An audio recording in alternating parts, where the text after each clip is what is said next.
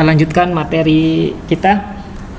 Nah, di video sebelumnya kita sudah membuat dua fungsi di dalam root kita, yaitu ketika memanggil localhost 8000 saja, file yang dipanggil atau yang ditampilkan adalah file yang bernama welcome yang ada di folder views.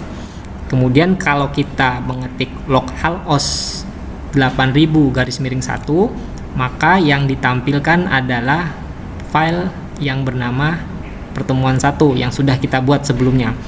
Nah, sekarang coba kita tambahkan lagi fungsi baru, kita kasih alamatnya 2 berarti ya.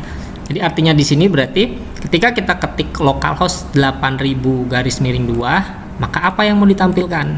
Ya, kita sesuaikan saja, berarti kita akan menampilkan juga file pertemuan 2 ya.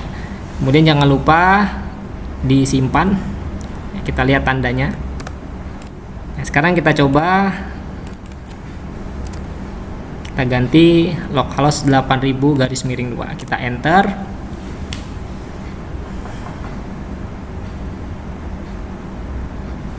Ya, ini menandakan bahwa Laravel mengalami kesalahan. Kita bisa baca salahnya, view pertemuan 2 not found. Artinya apa?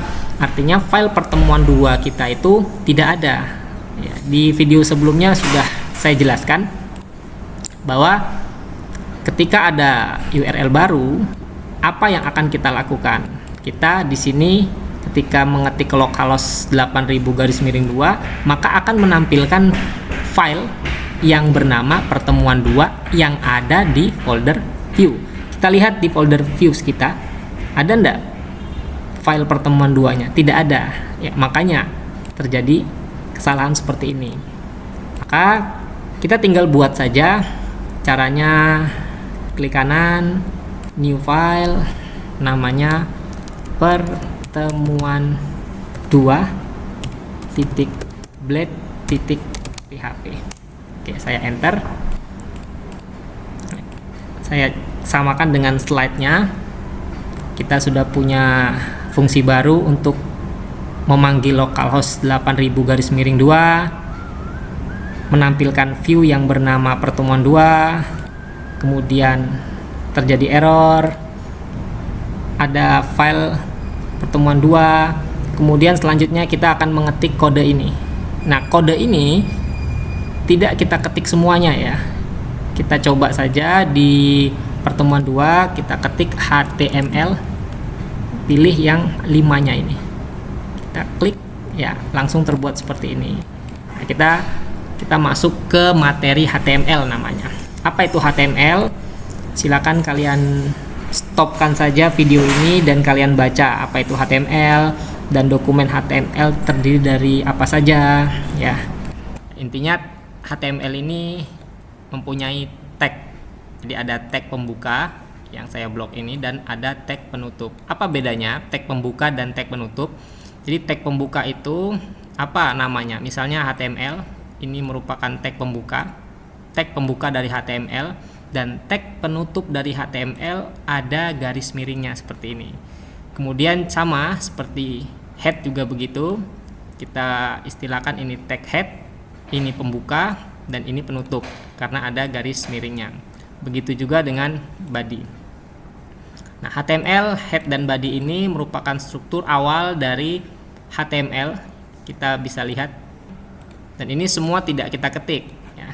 Mungkin saya ulang saja, saya hapus. Untuk membuat kode seperti tadi, kita cukup mengetik HTML5 ya, maka otomatis sudah seperti ini. Kemudian di video kali ini, poin-poin yang kita bahas adalah title, body, H1, dan seterusnya dan seterusnya. Kita langsung saja bahas yang pertama, yaitu title. Apa itu title? Kalian bisa baca sendiri, yaitu judul website. Kita lihat di bagian title, di sini ada dokumen. Mungkin saya coba ganti menjadi unama. Ya, artinya unama ini diapit oleh tag title dan ditutup dengan penutup tag title. Title adalah judul. Kita lihat hasilnya. Kita buka browser kita, localhost 8000/2 ya. Karena untuk memanggil file pertemuan 2 ini kita dari rootnya sudah diatur /2. Kita enter. Nah, kita bisa lihat di sini. Judulnya di sini berarti. Jadi fungsi title di HTML itu untuk membuat tulisan di bagian sini. Selanjutnya body, yaitu isi website. Nah, jadi di dalam body inilah kita akan membuat isi website kita itu seperti apa di bagian sini. Mungkin saya coba dulu membuat sebuah kalimat selamat belajar ya, jangan lupa disimpan ya, kita refresh ya, muncul tulisan selamat belajar di sini. Kita masuk ke heading ya, yang nilainya ada 1 sampai 6. Apa itu heading? Kita masukkan saja di sini. Selamat belajar, kita ketik H1. Mungkin selamat belajarnya kita masukkan ke dalam tag H1. Di H1 dan ditutup sama tag H1. Kita lihat hasilnya. Nah, jadi besar. Tadi nilainya sendiri untuk heading itu ada 1 sampai 6.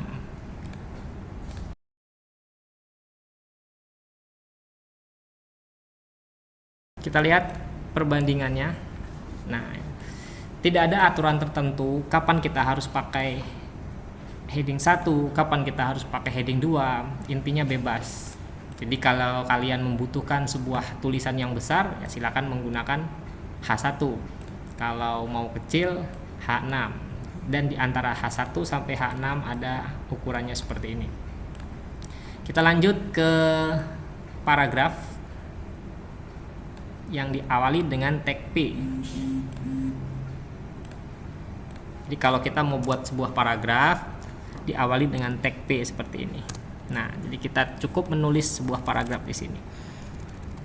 Nah, di HTML ada kode untuk membuat sebuah paragraf sendiri. Contoh, kita ketikkan saja lorem, enter. Nah, jadi ini sebuah kode lorem yang langsung mempunyai kalimat.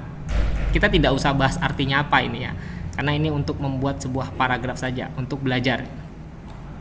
Kita buat 2 paragraf saja di sini. Kita buat lagi kode HTML/P, kita ketik lagi lorem. Ya, berarti di sini kita sudah membuat 2 paragraf.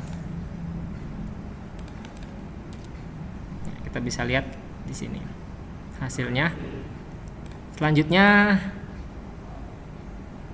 ada kode untuk miring, untuk memiringkan huruf maksudnya. Ada tebal, kecil, ke bawah, ke atas, garis di teks, dan seterusnya. Saya akan cobakan beberapa saja, misalnya miring dan tebal saja. Untuk sisanya small dan garis baru ini silakan kalian coba sendiri. Misalnya kalimat pertama lorem ini kalian ingin miringkan, berarti kita harus tambahkan tag I sini.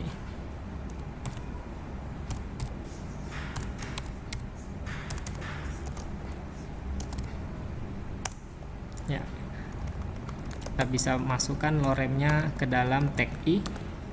Kalau kita lihat hasilnya sekarang ya kelihatan miring. Begitu juga dengan di bawahnya, misalnya lorem yang untuk paragraf 2 ingin kita tebalkan, berarti kita kasih tag B dan kita masukkan ke dalam sini.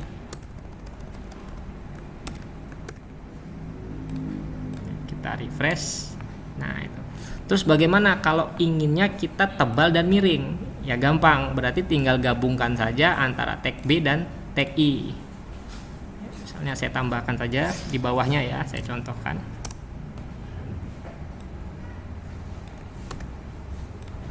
Nah, seperti ini. Artinya kata lorem ini kita buat dia tebal dan juga miring. Kita lihat hasilnya. Nah, seperti ini. Oke, untuk yang lain silakan dicoba sendiri. Ada small berarti huruf yang diapit oleh teks small itu akan mengecil, sub kemudian ke bawah, ada sub ke atas dan seterusnya. Garis di teks, ada garis bawah di sini, BR. Nah, mungkin saya coba BR saja ya. BR itu untuk pindah baris. BR itu tidak ada penutupnya. Contohnya begini. Misalnya sampai di sini. Saya ingin pindahkan enter seperti ini. Kalau langsung di enter saja seperti ini, kita lihat hasilnya. Tidak ada perbedaan. Karena untuk pindah baris di HTML harus menggunakan kode. Kodenya ya BR ini. Jadi saya kembalikan saja. Nah, ini. Kita cukup tambahkan BR. Maka hasilnya kita lihat. Nah, di bawah. Terus bagaimana kalau BR-nya 2 kali? Berarti kita memindahkan barisnya sebanyak 2 kali. Nah, seperti ini. Jelas ya? Kemudian HR. HR itu membuat garis. Sama seperti BR, HR tidak punya tag penutup. Kita coba saja di antara ini saja. Kita akan buat garis antara paragraf pertama dan paragraf kedua. Saya ketik HR. Kita lihat hasilnya. Ya, ada garis antara paragraf pertama dan paragraf kedua.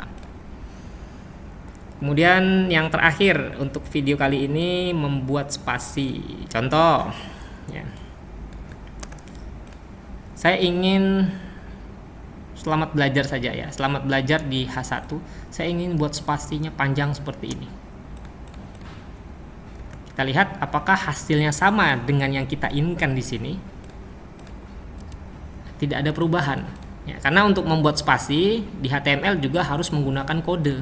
Kodenya tadi yaitu simbol dan yang biasa kita buat, yang biasa kita sebut simbol dan ya. Simbol dan NBSP. Ya, kita paste ke sini. Ya, ini artinya kita membuat 1 spasi, 2 spasi, 3 spasi. Berarti antara kalimat selamat dan belajar kita kasih 3 spasi. Kita lihat hasilnya. Nah, seperti ini. Ya, mudah-mudahan jelas ya. Jadi untuk video kali ini saya cukupkan saja sampai di sini.